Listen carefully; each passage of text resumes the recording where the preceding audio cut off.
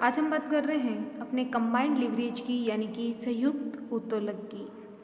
Combined leverage की बात करने से पहले हम कुछ डिफरेंस देख लेते हैं ऑपरेटिंग लिवरेज और फिनेंशियल लिवरेज में, यानी कि परिचालन उत्तोलक और वित्तीय उत्तोलक का एक तरह से हम रिवीजन कर लेते हैं। देखिए, ऑपरेटिंग लिवरेज की अगर हम बात करें तो ये आप कह सकते हैं कॉस्ट स्ट्रक्चर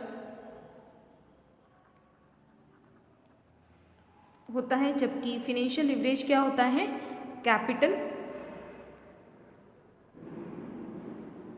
स्ट्रक्चर, राइट। ये आपका ऑपरेटिंग लिवरेज जो आता है वो आता है बैलेंस शीट की अगर हम बात करें असेट्स साइड में, और जबकि ये किस में आएगा,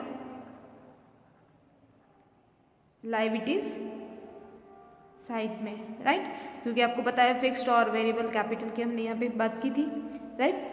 अब बात करते हैं स्टार्टेड फॉर्म। ये कहाँ से स्टार्ट होता है ऑपरेटिंग लिवरेज, आपको पता है सेल से स्टार्ट होके ये कहाँ तक फिनिश हो जाएगा, EBIT, और जहाँ EBIT तक ये फिनिश होता है ऑपरेटिंग लिवरेज, तो आप जानते हैं फिनेंशियल लिवरेज कहाँ से स्टार्ट होगा, EBIT से। जहाँ पे ऑपरेटिंग लिवरेज फिनिश होता है और EBIT तक, वहाँ से स्टार्ट होता है आपका फिनेंशियल लिवरेज, और EBIT से लेकर वो EPS पर फिनिश होता है। यानी कि अगर हम बात करें कि ये किसके रिलेशंस की बात कर रहा है, तो रिलेशन बिटवीन किनके बीच की, सेल्स एंड EBIT की। जबकि ये किसके रिलेशंस की बात कर रहा है, फिनेंशियल लिवरेज किसके संबंधों की बात कर रहा है, किनके, EBIT and EPS, earning per share की बात कर रहा है।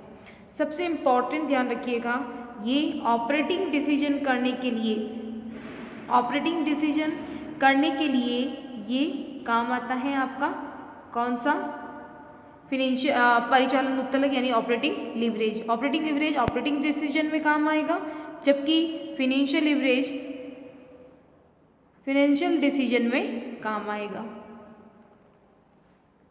ये ऑपरेटिंग रिस्क को बताएगा, ऑपरेटिंग रिस्क को बताएगा, ये आपके फिनेंशियल रिस्क को बताएगा, ये ध्यान रखिएगा।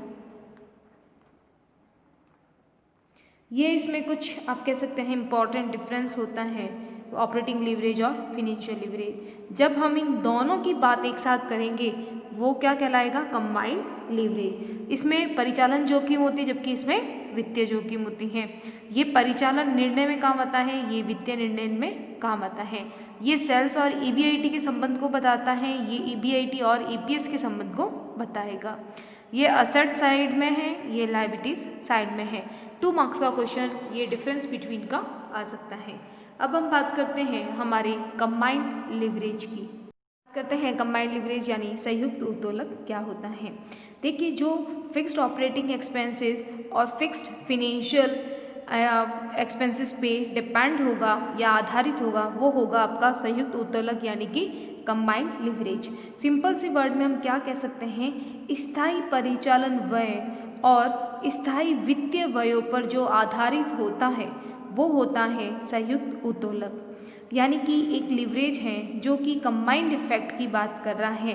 कंबाइंड इफेक्ट यानी कि फिक्स्ड ऑपरेटिंग लिवरेज और आपका fixed financial leverage is known as a combined leverage. यानी कि जब हम ऑपरेटिंग लिवरेज और फिनेंशियल लिवरेज की दोनों की बात करते हैं, कंबाइंड इफेक्ट की बात करते हैं, एक साथ प्रभाव की बात करते हैं, तो वो होता है आपका कंबाइंड लिवरेज यानी कि संयुक्त उत्तोलक, राइट। इसके जो फॉर्मूले जो बनते हैं वो आपके ऑपरेटिंग लिवरेज और फिनेंशियल लिवरेज में से ही कह सकते हैं मर्ज होकर या एक समान बनते हैं। जैसे कि बात करते हैं कंबाइंड लिवरेज का formula, degree of combined leverage DCL, इसे किससे डिनोट करेंगे, DCL, degree of combined leverage, ठीक है। इसका जो फॉर्मूला होगा वो होता है C/EBT। C का मतलब क्या होता है, कॉन्ट्रीब्यूशन, और EBT का होता है अर्निंग बिफोर टैक्स, राइट। ये फॉर्मूला बनता है आपके फिनेंशियल लिवरेज और ऑपरेटिंग लिवरेज को कंबाइंड करके। फिनेंशियल लिवरेज में आपने फॉर्मूला देखा होगा EBIT अपॉन EBT करते हैं, जबकि ऑपरेटिंग लिवरेज में आपने देखा होगा जो सेल से स्टार्ट होता है तो उसमें हम क्या लेते हैं, कॉन्ट्रीब्यूशन अपॉन EBIT। जब हम EBIT और EBIT दोनों कॉमन निकाल देते हैं तो पीछे क्या बचेगा, C अपॉन EBT। तो C अपॉन EBT ये किसका फॉर्मूला बन जाता है, कंबाइंड का बन जाएगा। क्लियर है, तो ये कंबाइंड लिवरेज होगा। यानी कि फिनेंशियल लिवरेज और ऑपरेटिंग लिवरेज को जब हम आपस में देखते हैं तो जो कॉमन हमने EBIT को निकाल के जो रिमेनिंग बचता है वो क्या बन जाता है, कंबाइंड लिवरेज यानी संयुक्त उत्तोलक। यानी कि आपको स्पेशल कंबाइंड लिवरेज को इतना याद करने की आवश्यकता नहीं है। अगर आपको फिनेंशियल लिवरेज और ऑपरेटिंग लिवरेज याद है तो आप यहाँ से फॉर्मूला अपना बना सकते हैं। बात करते हैं डिग्री और कंबाइंड लिवरेज की, परसेंटेज चेंज इन EPS। यानी कि जो डिग्री कंबाइंड लिवरेज का फॉर्मूला क्या होगा, percentage change in EPS upon percentage change in sales. ये फॉर्मूला भी क्या होगा, फिनेंशियल लिवरेज का आपको याद होगा क्या बनाया था, क्या था उसका formula, percentage change in EPS upon percentage change in EBIT। Operating leverage का क्या था, percentage change in EBIT upon percentage change in sales. आपको ध्यान रखना है ये EBIT और EPS के रिलेशन को बताता है फिनेंशियल लिवरेज, ये ऑपरेटिंग लिवरेज के संबंध को बताता है। यानी कि ऑपरेटिंग लिवरेज किसके संबंध को बताता है, EBIT और सेल्स को। तो आपको याद रखना है, एक आप कोई भी चीज़ याद रखें, जैसे आपने याद रखा ऑपरेटिंग लिवरेज में EBIT ऊपर आता है, तो बस आपको ध्यान रखना है EBIT अपॉन सेल्स, क्योंकि ये इसके संबंध को बताता है। तो यहाँ पे ऊपर क्या आ रहा है, EPS, और नीचे क्या आएगा, EBIT। जब आप इनमें कॉमन EBIT को हटाते हैं तो क्या फॉर्मूला बनता है, percentage change in EPS upon percentage in sales, और ये फॉर्मूला बन जाएगा आपका कंबाइंड लिवरेज का।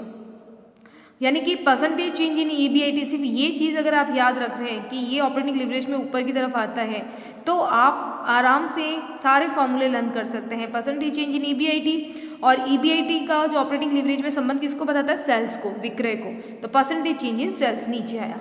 तब यहाँ ऊपर की तरफ ऑपरेटिंग लिवरेज है तो यहाँ फिनेंशियल लिवरेज में EBIT क्या आएगा, नीचे की तरफ। यहाँ पे EBIT आपने लिख दिया percentage change in EBIT, EBIT के साथ संबंध किसका है, EPS का, तो परसेंटेज चेंज इन EPS। इसमें से कॉमन हटाएंगे तो ये कंबाइंड लिवरेज का फॉर्मूला बन जाएगा percentage change in EPS upon percentage change in sales. तो ये कंबाइंड लिवरेज का फॉर्मूला होगा, राइट। तो ये होता है आपका संयुक्त उत्तोलक यानी कि कंबाइंड लिवरेज, जहाँ पे हम ऑपरेटिंग लिवरेज और फिनेंशियल लिवरेज दोनों की बात करते हैं। तो चलिए इसको समझने के लिए हम एक क्वेश्चन देखते हैं जो कि आपके प्रीवियस जो क्वेश्चंस पेपर थे उसमें से ये क्वेश्चन लिया गया है। देखिए, भारत लिमिटेड एक कंपनी है जिसके पास बैलेंस शीट है, लायबिलिटी साइड में उसके पास इक्विटी कैपिटल है 1,20,000, 10 पर शेयर का है, 10% लॉन्ग टर्म है 1,60,000, रिटर्न अर्निंग दे रखा है 40,000 और करंट लायबिलिटीज है इसकी 80,000। इसी तरह से यहाँ पे दे रखा है नेट फिक्स असेट साइड में 3 लाख आपका नेट फिक्स असेट्स हैं और आपका करंट असेट्स दे रखा है 1 लाख। बात करते हैं एडिशनल इन्फॉर्मेशन की। असेट्स टर्नओवर रेशियो दे रखा है 3, फिक्स्ड ऑपरेटिंग कॉस्ट है 2 लाख और वेरिएबल ऑपरेटिंग कॉस्ट रेशियो दे रखा है 40% ऑन सेल्स। ठीक है, 40% ऑन सेल्स, सेल्स का जो 40% होगा वो क्या होगा, वेरिएबल कॉस्ट बताया गया है। Calculate all 3 types of leverage, आपको सारे तीनों प्रकार के लिवरेज को यहाँ कैलकुलेट करना है। It means operating leverage, financial leverage और कंबाइंड लिवरेज, इन तीनों की कैलकुलेशन करनी है। तो तीनों की जब स्टार्ट करते हैं तो सबसे पहला स्टार्ट होगा आपका ऑपरेटिंग लिवरेज, क्योंकि ऑपरेटिंग लिवरेज स्टार्ट होता है सेल्स से, राइट। तो देखिए सेल्स, यहाँ पे कुछ इन्फॉर्मेशन नहीं है सेल्स के बारे में, लेकिन एक असेट्स टर्नओवर रेशियो दे रखा है। आप जानते हैं टोटल असेट्स टर्नओवर रेशियो का फॉर्मूला होता है टोटल असेट्स टर्नओवर रेशियो, क्योंकि यहाँ पे असेट्स टर्नओवर रेशियो दे रखा है 3, तो हम इसी के लिए वहीं अप्लाई करेंगे total assets turnover ratio sales निकालने के लिए। तो उसका फॉर्मूला होता है सेल्स अपॉन टोटल असेट्स। आपको 2 चीज़ पता है, एक तो आपको टोटल असेट्स पता है बैलेंस साइड से, बैलेंस शीट जो दे रखी है उसमें से टोटल असेट्स आपको पता है, और आपको टर्नओवर रेशियो दे रखा है 3। तो चलिए यहाँ पे हमने फॉर्मूला अप्लाई किया, 3 = सेल्स अपॉन 4 लाख। 4 लाख आपका बैलेंस शीट में गिवन था तो वो 4 लाख आप लिखेंगे। Sales is equal to 3 multiply 4 lakh, तो ये कितना आ जाएगा 12 लाख। तो ये 12 लाख आपकी आ गई है सेल्स। अब सेल्स आ गया है, फिक्स्ड ऑपरेटिंग कॉस्ट आपको दे रखी है, वेरिएबल कॉस्ट की इन्फॉर्मेशन है, तो क्या हम EBIT निकाल सकते हैं? बिल्कुल। तो इससे हम क्या करेंगे, अपनी नेक्स्ट कैलकुलेशन करेंगे, एक टेबल बनाएंगे जिससे हम तीनों ऑपरेटिंग लीवरेज को सॉल्व कर पाएँ। तो देखिए यहाँ पे income statement of the company का बनेगा। सबसे पहले बात करते हैं सेल्स की, जो अभी हमने वर्किंग नोट से निकाला है 12 लाख। लेस करेंगे variable cost being 40% on sales. 12 lakh पे जब आप 40% लगाएंगे तो ये आएगा 4,80,000। माइनस कर दीजिए 7,20,000, ये क्या आ गया कॉन्ट्रीब्यूशन, यानी कि जो आपका अंशदान है वो आ गया है, यानी कि 7,20,000। लेस करेंगे फिक्स्ड कॉस्ट को, फिक्स्ड कॉस्ट क्वेश्चन में कितनी थी 2 लाख, 2 लाख जब माइनस करेंगे तो ये आएगा 5,20,000। ये है आपका EBIT। EBIT का मतलब क्या होता है, earning before interest and tax. Clear है? तो यहाँ पे क्या पूरा हो गया है, हमारा ऑपरेटिंग लिवरेज जो सेल से स्टार्ट हुआ और हमारा कहाँ तक चलता है, EBIT तक। अब बात करते हैं फिनेंशियल लिवरेज की। जब 5,20,000 जब आपका EBIT आता है तब इसमें से क्या लेस करेंगे, इंटरेस्ट। लॉन्ग टर्म दे रखा है लोन 1,60,000 का 10% की रेट से, तो इस पे 10% की रेट निकालेंगे तो आ जाएगा 16,000। 16,000 को हम इसमें से लेस कर देंगे, तब ये हमारे पास आएगा अर्निंग बिफोर टैक्स, कितना आया 5,04,000। अब हम इसमें से करेंगे लेस टैक्स, टैक्स है आपका 50%, तो लेस करेंगे 5,04,000 का जो 50% निकालेंगे तो आएगा आपका 2,52,000। तो 2,52,000 को माइनस कर देंगे ये जो टैक्स की अमाउंट है, तो वापस हमें वही अमाउंट मिलेगी 2,52,000। तो ये होता है अर्निंग आफ्टर टैक्स, यानी कि आपने टैक्स को दे दिया है। तो ये जो पोर्शन होगा वो क्या कहलाता है, फिनेंशियल लिवरेज। क्लियर है, वित्तीय उत्तोलन। अब सारी इन्फॉर्मेशन गिवन है, अब हम फॉर्मूले को अप्लाई करके इसका सॉल्यूशन कर सकते हैं। ऑपरेटिंग यहाँ पे सिर्फ सिंपल एक ही इन्फॉर्मेशन दे रखी है और हमें कोई यूनिट के बारे में इन्फॉर्मेशन नहीं है, इसीलिए हम परसेंटेज चेंज इन वाला फॉर्मूला अप्लाई नहीं करेंगे। हम यहाँ पे सिंपल फॉर्मूला अप्लाई कर रहे हैं डिग्री ऑपरेटिंग लिवरेज का, C/EBIT। C कितना है क्वेश्चन में 7,20,000 और EBIT कितना है 5,20,000। डिवाइड कर दीजिए 7,20,000 अपॉन 5,20,000, ये नज़दीकी 1.385 अप्रॉक्स आएगा, तो ये हमने यहाँ पे लिख दिया। अब आपका डिग्री ऑफ फिनेंशियल लिवरेज क्या फॉर्मूला है, EBIT अपॉन EBT। EBIT कितना है 5,20,000 और आपका EBT कितना दे रखा है 5,04,000। ठीक है, बिफोर आपका दे रखा है, तो यहाँ पे हम EBT लेस कर देंगे 5,04,000। ठीक है, इसको डिवाइड कर देंगे, डिवाइड करने के बाद जो आएगा आंसर वो आएगा 3.032। ठीक है, तो फिनेंशियल लिवरेज का फॉर्मूला अप्लाई करके हम इसका अप्रॉक्सिमेबल जो आंसर होगा वो निकाल देंगे।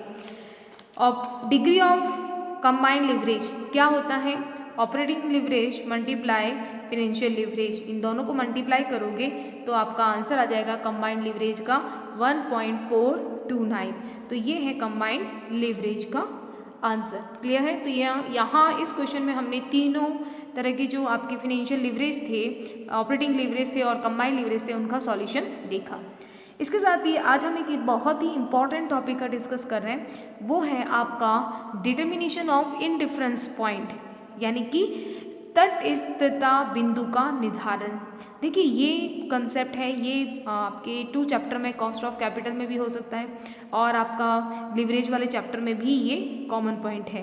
तो चलिए इस पॉइंट को हम देखते हैं कि कैसे हम EBIT कैलकुलेट करके हम ऐसी EBIT का कैलकुलेशन करते हैं जिससे हमारी जो EPS है, चाहे उसमें डिबेंचर हो चाहे नहीं हो, EPS सबकी इक्वल आए। तो ऐसे इंडिफरेंस पॉइंट की बात करते हैं जो कि बहुत ही इम्पॉर्टेंट है आपके एग्जाम के पॉइंट ऑफ व्यू से।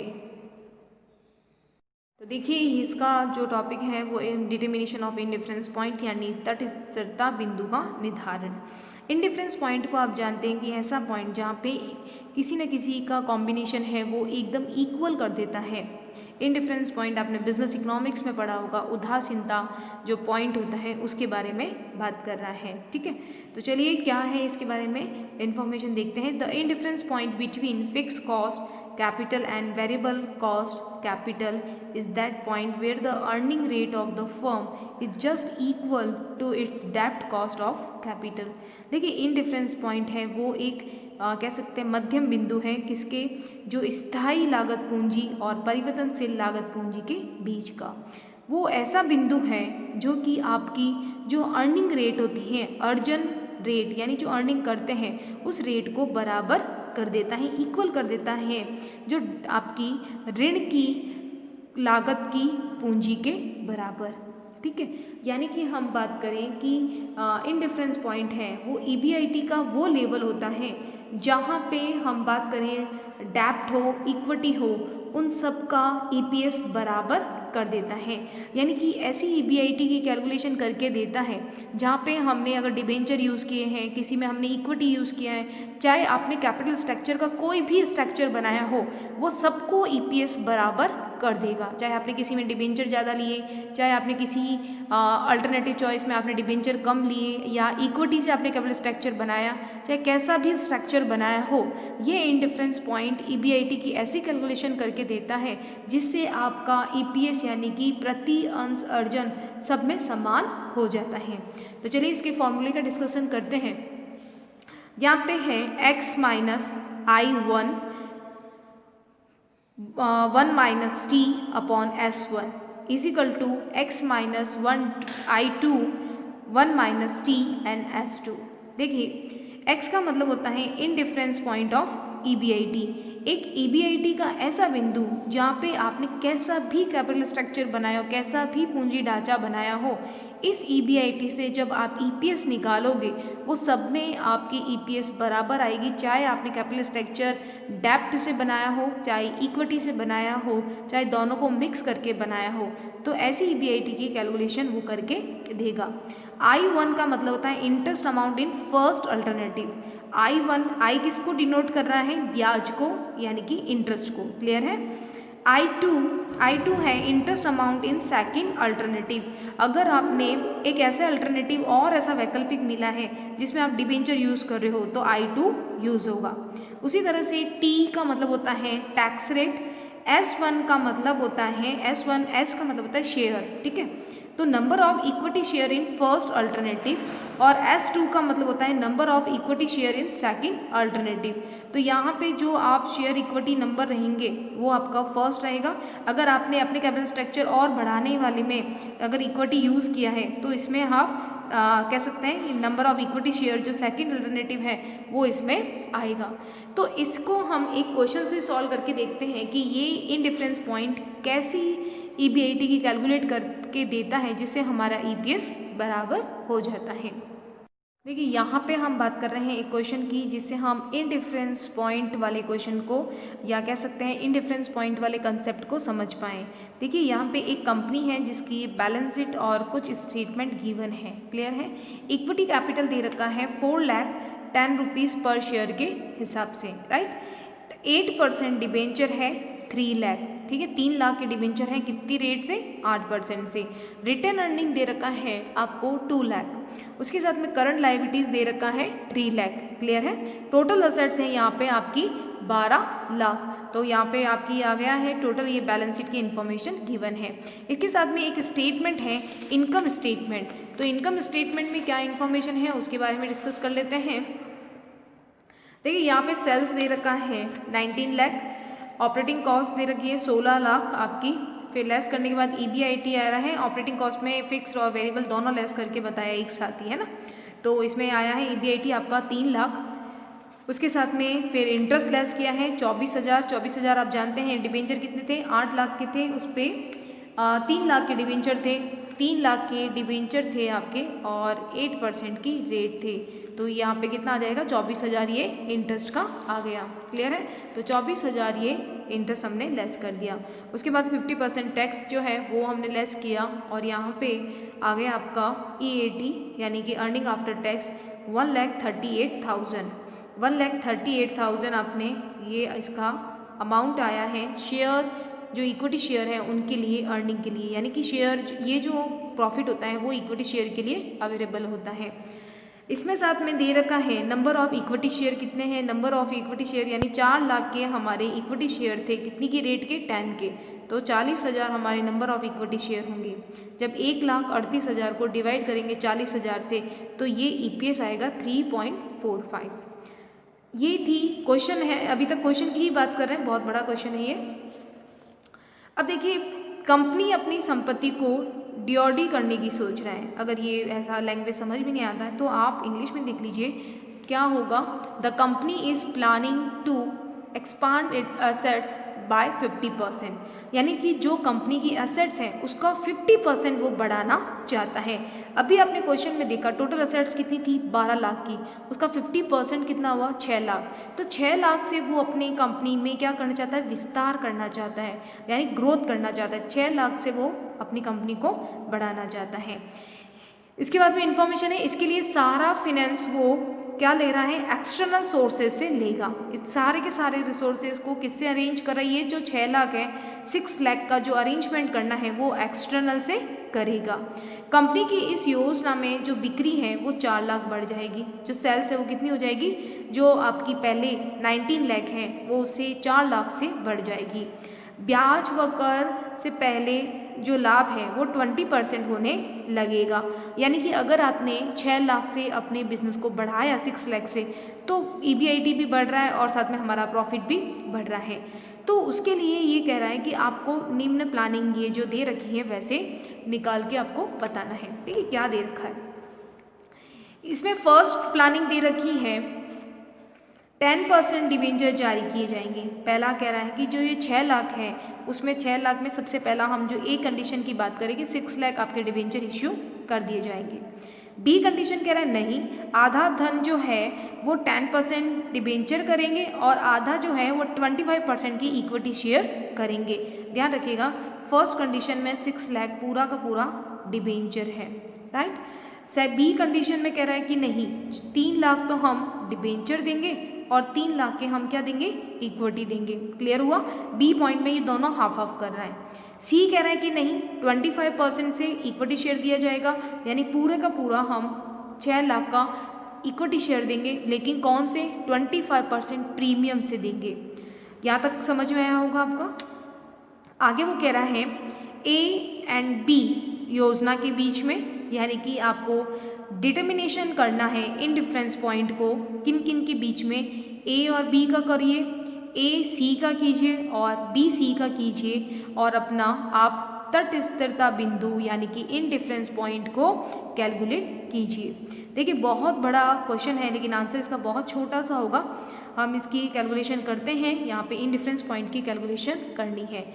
आपके बुक्स में ये क्वेश्चन एक ही क्वेश्चन है, इसके साथ में एक एग्जाम्पल है, सिर्फ ये 2 आपकी बुक के अकॉर्डिंग दे रखे हैं, तो आपको एग्जाम्पल सॉल्व करना है। यहाँ पे हम क्वेश्चन सॉल्व करके बताते हैं आपको, राइट।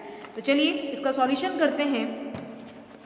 इसके सॉल्यूशन में सबसे पहले हम नंबर ऑफ इक्विटी शेयर निकाल लेते हैं कितना आएगा। ठीक है, सबकी कैलकुलेशन हम वर्किंग नोट बना के करते हैं। यहाँ पे हमारा सबसे पहला जो नोट बनेगा वो आपका बनेगा वर्किंग नोट का।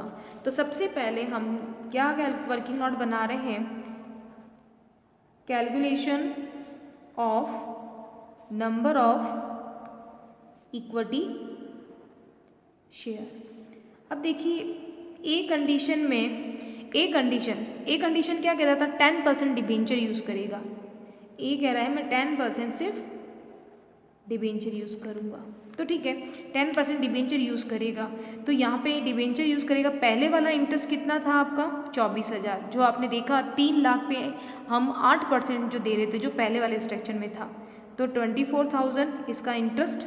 यहाँ पे हम नंबर ऑफ इक्विटी शेयर की बात कर रहे हैं, इसीलिए हम ए को यहाँ पे ड्रॉप करते हैं क्योंकि ए का जो नंबर ऑफ इक्विटी शेयर रहेगा वो पहले वाला ही 40,000 रहेगा। क्यों रहेगा, क्योंकि ये अपने 6 लाख का पूरा अरेंजमेंट डिबेंचर से कर रहा है। जब डिबेंचर से अरेंज कर रहे हैं, आपको कैपिटल स्ट्रक्चर याद रखना है इस चैप्टर के, इस कह सकते हैं टॉपिक के लिए, कि 10% डिबेंचर के लिए वो जब पूरा का पूरा 6 लाख अपने डिवेंचर से कर रहा है तो यहाँ पे नंबर ऑफ इक्विटी शेयर बढ़ेंगे? नहीं बढ़ेंगे, क्योंकि पहले वाले नंबर ऑफ इक्विटी शेयर ही इधर काम आएंगे। बी की बात करते हैं। बी कह रहा है कि मैं 3 लाख के इक्विटी शेयर दूंगा। तो 3 लाख के जब इक्विटी शेयर दूंगा और किस पे देगा? 25% के प्रीमियम पे। क्लियर है आपको? तो देखिए यहाँ पे हम नंबर ऑफ इक्विटी शेयर कैसे निकालेंगे? जो आपका 3 लाख है, 3 लाख रेट क्या थी? 10 थी। 10 पे जब आप 25% निकालोगे, 10 पे 25% निकालोगे तो 2.5, और ये प्रीमियम है। ये क्या है? प्रीमियम। तो प्रीमियम को हम क्या करते हैं? ऐड करते हैं। तो 10 प्लस 2.5 तो ये कितना हो जाएगा? 12.5। ये 10 कहाँ से आया? बैलेंस शीट में ऑलरेडी गिवन है क्वेश्चन में कि 10 पर शेयर दे रखा है। 25% प्रीमियम पे लगा रहा है, इसलिए 10 पे 25% निकालेंगे तो 2.5 आ गया। ये प्रीमियम है इसलिए क्या होगा? रेट में ऐड हो जाएगा। तो ये हमारी टोटल क्या हो जाएगा? 12.5। क्लियर है?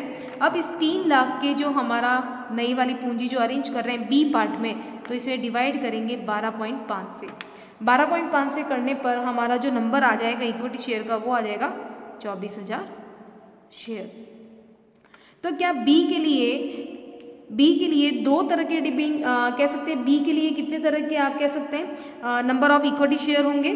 नंबर ऑफ इक्विटी शेयर एक तो ये 24,000 जो नए हैं, इसमें लिख देते हैं न्यू, और ओल्ड कितने थे? ओल्ड वाला 40,000। तो टोटल कितने हो जाएंगे? 64। तो ये हम बात कर रहे हैं number of equity share. B का हमने कैलकुलेट कर लिया, ए का क्यों नहीं किया? ए का पुराने वाला ही 40,000 रहेगा, ये आपको याद रखने हैं। ठीक है, 64,000 आ गया। तो ये 64,000 किसका होगा? बी का नंबर ऑफ इक्विटी शेयर। उसी तरह से सी की बात करते हैं। सी कह रहा है कि मैं पूरे के पूरे 6 लाख को इक्विटी शेयर से अरेंज करूँगा। तो इक्विटी शेयर से अरेंज करेगा तो रेट कितनी है भैया? अभी हमने निकाली, ये भी 25% प्रीमियम पे दे रहा है, तो वही 12.5। तो 12.6 लाख को डिवाइड करोगे 12.5 से, तो ये आ जाएगा आपका 48,000, 48। ठीक है, 48 शेयर। अब पहले वाले कितने थे? ये तो न्यू है, इसके आगे लिख देंगे न्यू, और ओल्ड कितने हैं? 40,000। तो ये आ जाएंगे आपका 88,000। क्लियर है? तो 88,000 ये आ जाएंगे शेयर। ये पहला वर्किंग नोट हमने बनाया है। कैसे बनाया? नंबर ऑफ इक्विटी शेयर का पहला वर्किंग नोट क्या बनेगा? Number of equity share 10% debenture A में पहले वाले ही रहेंगे, ओल्ड ही। क्लियर है? बी वाले में ओल्ड और न्यू, क्योंकि ये 3 लाख इक्विटी शेयर से दे रहा है, 3 लाख डिवेंचर से। डिवेंचर वाला इश्यू यहाँ पे नहीं लिखना है, यहाँ पे सिर्फ इक्विटी की बात करेंगे। तो इक्विटी शेयर वो भी 25% प्रीमियम पे। कैसे निकाला? बिल्कुल आपको क्लियर बता दिया, नए और पुराने ऐड कर दिया। सी में वो कह रहा है मैं 6 लाख पूरे इक्विटी शेयर से अरेंज करूँगा, तो यहाँ पे 6 लाख पूरे होंगे और आपका ये भी 25% प्रीमियम पे दे रहा है। आपको चेक करना है क्वेश्चन में कि ये किस पे इश्यू कर रहा है। डिस्काउंट पे कर रहा है तो लेस हो जाता, यहाँ पे प्रीमियम है इसलिए ऐड हो गया, और ऐड करने पर न्यू और ओल्ड को जब हमने ऐड किया तो ये सी का निकल गया। क्लियर है? तो ये S1 जो हमने अभी देखा फॉर्मूले में, उसके बारे में बात की थी। अब बात करते हैं इंटरेस्ट की। सेकेंड वर्किंग नोट बनेगा calculation of interest, calculation of interest की।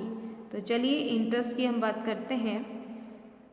ए का, ए कह रहा है मैं 10% डिबेंचर से करूँगा, यानी कि ये डिबेंचर से करना चाहता है, तो 10% डिबेंचर है इसका 6 लाख से। तो देखिए इसका जो I1 बनेगा वो कितना बनेगा? I1 पहले वाला कितना होगा? वही इसका आप कह सकते हैं 24,000। ठीक है, और इसका जो सेकंड I बनेगा, I 24,000 कहाँ से आया? ध्यान रखिएगा, बैलेंस ओल्ड यहाँ लिख रही हूँ मैं ओल्ड, और यहाँ हो गए हम इसकी कैलकुलेशन करेंगे कहाँ से आया? 3 लाख दे डिबेंचर और आपकी 8% की रेट से ये 24,000 आएगा। I2 ये कह रहा है कि भाई 6 लाख के मेरे जो नई वाली कैपिटल है उस पर मैं 10% से दूंगा, तो कितना हो जाएगा? 60,000। क्लियर है? तो ये 60,000 आपके आ जाएंगे ए के। ये बात कर रहे हैं हम इंटरेस्ट की। उसी तरह से आप बी का निकाल दीजिए। बी में 3 लाख के डिबेंचर थे, कितने थे? 3 लाख के डिबेंचर दे रहा था और रेट क्या थी 10% पे। तो देखिए यहाँ पे I1 तो वही 24,000 ही रहेगा पुराना, ठीक है 24,000 तो पुराना मानना ही है आपको। कहाँ से आया, अभी हमने कैलकुलेट किया। I2 कितना हो जाएगा 3 लाख पे 10% तो कितना हो जाएगा 30,000। क्लियर है। उसी तरह से सी की बात करते हैं। सी का क्या था, सी में तो वही पुराने वाले ही रहेंगे क्योंकि 6 लाख पूरा का पूरा किससे अरेंज कर रहा है, इक्विटी शेयर से। तो यहाँ पे सी में जो हो जाएगा वो ओल्ड इंटरेस्ट रहेगा और ओल्ड इंटरेस्ट कितना है 24,000। तो ये हमने अरेंजमेंट कर लिया है अपने सारे क्वेश्चन का। दो इम्पॉर्टेंट वर्किंग नोट है यहाँ पे। किस किस का वर्किंग नोट है, एक है आपका नंबर ऑफ इक्विटी शेयर का और दूसरा आपका है इंटरेस्ट का। तो हमने यहाँ पे सेकंड इंटरेस्ट की जो वर्किंग नोट है वो बनाया ABC। आप इसे बिल्कुल आराम से बना लीजिए ताकि इससे क्या होगा कि आपका क्वेश्चन है वो बहुत ही ईजी वे से सॉल्व होगा। तो चलिए अब हम बात करते हैं इसके सॉल्यूशन की। तो देखिए सॉल्यूशन में सबसे पहला हम क्या करेंगे, इसका जो पॉइंट है, पॉइंट उसने कहा था पहले आप कंपैरिजन कीजिए A एंड B की, इनके बीच का इंडिफरेंस पॉइंट निकालना है, किसका, A और B का। तो देखिए सबसे पहला फॉर्मूला लिखते हैं, क्या था, x माइनस I1। A में ध्यान रखिएगा, A में क्या आपको ये ध्यान रखना, A में क्या नए वाली इंटरेस्ट नया डिबेंचर था, अगर नया डिबेंचर है तो आ जाएगा I2, ये ध्यान रखिएगा। अगर A में नया डिबेंचर नहीं होता तो सिर्फ I1 आता, 1 माइनस T और अपॉन कर देंगे S1। कंपैरिजन करना है B से, क्या B में नए डिबेंचर थे, नया डिबेंचर था, तो x माइनस I1 माइनस हम क्या करेंगे I2 ब्रैकेट बंद 1 माइनस T और अपॉन S2। क्लियर है, ये लिख दिया हमने फॉर्मूला। S2 लिख सकते हो, N से डिनोट कर सकते हो, आप किसी से भी लिख सकते हो इसे। चलिए इसे सॉल्व करते हैं। इसको सॉल्व करने के लिए हम सबसे पहले लिखते हैं x, इसको करने के लिए क्या करेंगे, x का x, अभी हमने इंटरेस्ट निकाला A का, कितना आया था A का फर्स्ट इंटरेस्ट 24,000 माइनस I2 कितना आया था A का, ध्यान रखिए यहाँ ये जो पोर्शन है वो A का है और ये जो पोर्शन है वो B का है। तो A से रिलेटेड इन्फॉर्मेशन यहाँ लिखनी है और B से रिलेटेड इन्फॉर्मेशन यहाँ लिखनी है। क्लियर है। तो ये 24,000 पहले वाला इंटरेस्ट हो गया A का। अब दूसरा इंटरेस्ट कितना था उसका 60,000 का। उसी तरह से I और 50% टैक्स है तो 0.5। S1 यानी कि उसका total number of equity share कितना है, A में तो पुराना वाला ही रहेगा 40,000 जो हमने अभी वर्किंग नोट बनाया।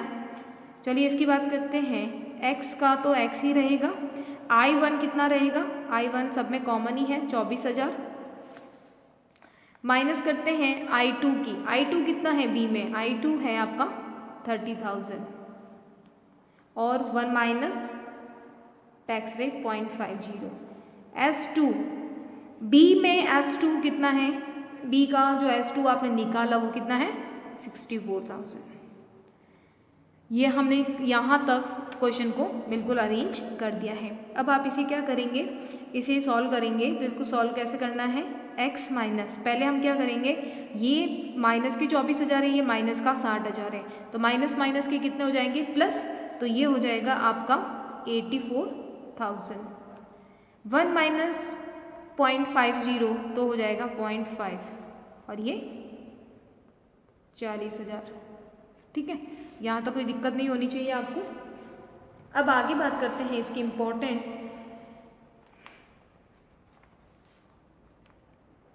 यहाँ पे x माइनस और ये भी माइनस के 24,000 माइनस के 30,000 है, तो ये कितने हो जाएंगे 54,000 माइनस पॉइंट, ये आ जाएगा 0.5, 1 माइनस 0.50, तो ये आपका टैक्स है वो लेस करेंगे, यहाँ लिख देंगे और आपका 64,000। यहाँ तक आपको कोई दिक्कत नहीं आनी चाहिए, कर दिया हमने। अब यहाँ पे 0.50 जो है उसको मल्टीप्लाई करेंगे x से, तो कितना आएगा आपका 0.50x आ जाएगा। ठीक है, x को मल्टीप्लाई करना है 0.50 से, तो 0.50x। जब 84,000 को 0.50 से मल्टीप्लाई करोगे तो कितना आ जाएगा 42,000।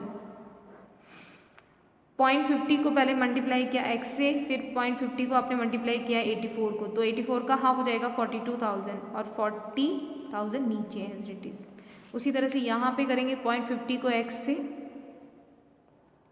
और यहाँ पे आ जाएगा आपका 54 का इसका हाफ कर देंगे तो ये आपका हो जाएगा 27,000। ठीक है, यहाँ तक आपको क्लियर हुआ होगा और नीचे आपका 64,000। अब यहाँ पे हमें क्या करना है, यहाँ तक हमने ये सॉल्व करने के बाद अब हम इसे क्या करेंगे, आपका क्रॉस मल्टीप्लाई करेंगे। 64,000 को 0.50x से मल्टीप्लाई करने पर 64,000 मल्टीप्लाई 0.50x तो ये आ जाएगा 32,000x। क्लियर है, माइनस 64,000 मल्टीप्लाई 42,000 तो ये आ जाएगा आपका 2688। ठीक है, अब उसी तरह से 40,000 को 0.50x से करोगे तो ये आ जाएगा आपका 20,000x और 27,000 को मल्टीप्लाई करना है आपको 40,000 से तो ये आ जाएगा 108,000,000,000। ठीक है, 7 जीरो है आपके। इसको सॉल्व कीजिए। अब ये 32,000 आपके x है और ये भी 20,000 तो माइनस करेंगे तो कितना आ जाएगा 12,000x। क्लियर है, और यहाँ पे आपका कितना दे रखा है, ये दे रखा है आपको 26, तो चलिए इसको माइनस कर दीजिए तो ये आ जाएगा आपका 16,08,000,000। चलिए x को निकाल दीजिए आप,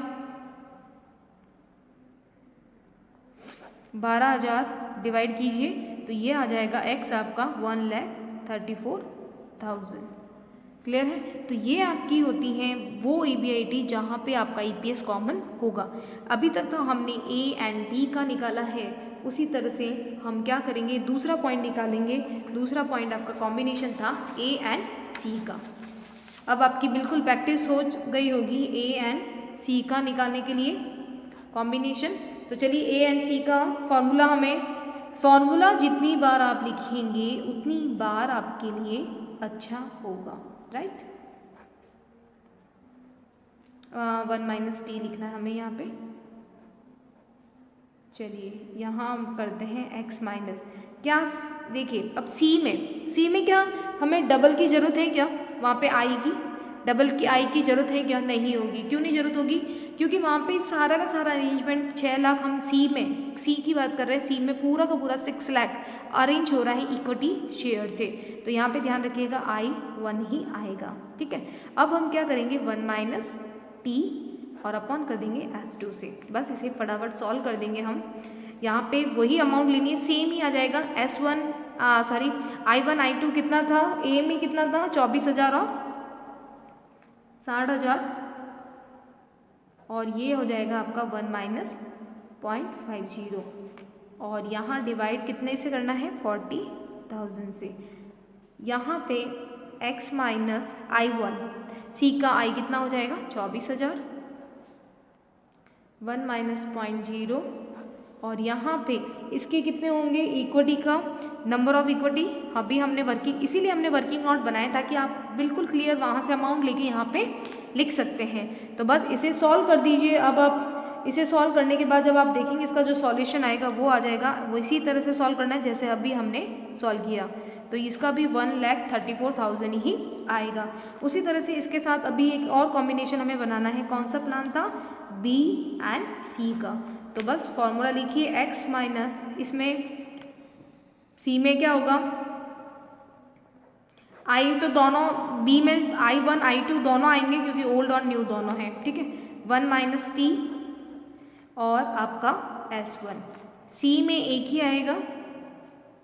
ये तो बहुत बड़ा क्वेश्चन है, एग्जाम में इस तरह का बड़ा क्वेश्चन नहीं आता है, लेकिन हाँ इसके साथ एग्जाम्पल है आपकी बुक में, आपको उसको सॉल्यूशन करना है। तो बस B का आपकी इन्फॉर्मेशन आगे लगी हुई थी, जो हमने B की इन्फॉर्मेशन सारी वहीं से अमाउंट उठानी है। कौन सी होगी, 24,000 और 30,000 का। 1 माइनस जो आपका 0.50 है अपॉन यहाँ पे कितना करेंगे आप, करेंगे यहाँ पे 64,000 और ए की सी की इंफॉर्मेशन अभी हमने अरेंज करी थी वो सेम स्थिति यहाँ पे आ जाएगी, लेकिन सॉल्यूशन आपको अलग अलग ढंग से करना है, राइट। 1 माइनस 0.50 और अपॉन हम कर देंगे यहाँ पे 88,000। क्लियर है। बस इसको सॉल्व करेंगे, तब हम जैसे सॉल्व करेंगे तो हमारा जो आंसर आएगा वो आएगा 1,34,000। तो इसमें सबसे बड़ी बात ये कि EBIT जो है वो कॉमन आ रही है। क्या इसे चेक कर सकते हैं? आपने देखा कि तीनों चाहे किसी भी कंडीशन में हमें इंडिफरेंस पॉइंट पूछे, आपका आंसर 1,34,000 1,34,000 ही निकल रहा है। क्या इसे चेक कर सकते हैं? ऑफकोर्स चेक कर सकते हैं। कैसे करेंगे? देखिए EBIT कितना आ रहा है, कितनी कंडीशन थी, A B C। अब देखिए ए कंडीशन ऐसी थी जिसमें आप क्या कर रहे थे, ए कंडीशन में पूरा का पूरा डिबेंचर यूज़ कर रहे थे। अभी आपने पूरा का पूरा किसका, डिबेंचर का यूज़ किया। यहाँ आपने देखा डिबेंचर प्लस इक्विटी था और सी में आपने देखा पूरा का पूरा इक्विटी था। क्लियर है। यहाँ पे EBIT हम लिखेंगे, EBIT कितना आ रहा था, 1,34,000 1,34,000। हम मान के चल रहे हैं कि यहाँ जो इंडिफरेंस पॉइंट से जो कॉमन आया 1,30,000, इन सब का EPS कॉमन ही आएगा। लेस कर दीजिए इंटरेस्ट ऑन डिबेंचर। अब देखिए पहला वाला जो था इंटरेस्ट आप कंबाइन करके लिख दीजिए। पहले वाला ए का जो इंटरेस्ट था, ए का कितना था, अभी हमने वर्किंग नोट में भी लिखा था 60,000, तो इसका नया है, पुराना कितना है 24, तो ये दोनों ऐड करोगे तो कितना हो जाएगा 84,000। उसी तरह से बी का कितना था, बी का नया और पुराना मिलाना है 24,000 और 30,000, दोनों को ऐड करोगे तो कितना हो जाएगा 54,000। और इसमें ये पूरा इक्विटी से अरेंज कर रहा था तो पुराना वाला ही लेस होगा 24,000। ठीक है, लेस करके जब अमाउंट आएगी वो आ जाएगी 50,000, 80,000 और 1,10,000। इससे आप क्वेश्चन चेक कर सकते हो। आपको तो सिर्फ इन डिफरेंस पॉइंट निकालना था जो कि हमने निकाल दिया 1,34,000। ठीक है, आप चेक कर सकते हैं क्या ऐसा रियल में होता है, क्या EPS तीनों में बराबर आएगी, जबकि स्ट्रक्चर देखा एक से डिबेंचर से बना रहे हैं, एक डेब्ट इक्विटी से बना रहे हैं, एक इक्विटी से बना रहे हैं, तो कॉमन आएगा कि नहीं आएगा वो हम चेक कर सकते हैं। टैक्स लेस करेंगे, टैक्स कितना है 50%। 50% तो 25,000, इसका 40,000 और इसका आ जाएगा 55,000 55,000। लेस कर दीजिए तो ये आ जाएगा आपका 25,000, 40,000 और ये 0 पॉइंट समथिंग EPS आएगी आपकी। ठीक है, चलिए ये आ गई आपकी। ये क्या है, ये है प्रॉफिट आफ्टर टैक्स की। EPS आप निकालते हैं, कौन सा फॉर्मूला लगता है EPS का, जितनी भी आया है अमाउंट अपॉन कर देते हैं नंबर ऑफ इक्विटी शेयर से। बिल्कुल, जब भी आप इक्विटी शेयर का यानी कि ए का निकालेंगे 25,000 नंबर ऑफ इक्विटी शेयर, ए का कितना आएगा 40,000 डिवाइड करोगे। ठीक है, तो ये आएगा 0.65। उसी तरह से यहाँ पे बी में आपने देखा प्रॉफिट आ रहा है आपका 40,000। बी का नंबर ऑफ इक्विटी शेयर कैसा होगा, बी में इक्विटी से भी अरेंज कर रहा है यानी कि नया भी होगा equity number of equity share और पुराना भी होगा। इसीलिए वर्किंग नोट बहुत इंपॉर्टेंट होता है इन डिफरेंस पॉइंट में। तो देखिए बी का कितना होगा, बी का 64,000 हमने किया ही था, तो बस डिवाइड करोगे तो 0.65। इसका भी EPS कॉमन आ रहा है, ये हम निकाल रहे हैं EPS। और देखिए ठीक है, अब इसका चेक करते हैं 55,000 और इसका कितना था 88 नंबर ऑफ इक्विटी शेयर, तो ये आएगा 0.65। तो इसका मतलब ये हमारा इन डिफरेंस पॉइंट करेक्ट है, जिसमें EPS क्या आ रही है, कॉमन आ रही है 0.65 0.65 और ये, तो इसका मतलब है इन डिफरेंस पॉइंट हमारा बिल्कुल करेक्ट है। तो ये आज हमने एक समझा बहुत important concept in difference point का, जिसमें सबसे इम्पॉर्टेंट क्या होता है उसका वर्किंग नोट बनाना।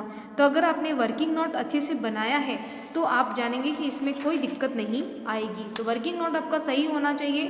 वर्किंग नोट में हमने देखा कि हमने 2 वर्किंग नोट बनाए, simple number of equity share का आपको क्वेश्चंस को अरेंज करना है और फिर आपको बनाना है। इसमें वर्किंग नोट बहुत इंपॉर्टेंट है, नंबर ऑफ इक्विटी शेयर का, और दूसरा वर्किंग नोट हमने किसका बनाया था, इंटरेस्ट का। यहाँ से इंफॉर्मेशन लेकर आप सॉल्यूशन कर सकते हैं। Okay, thank you.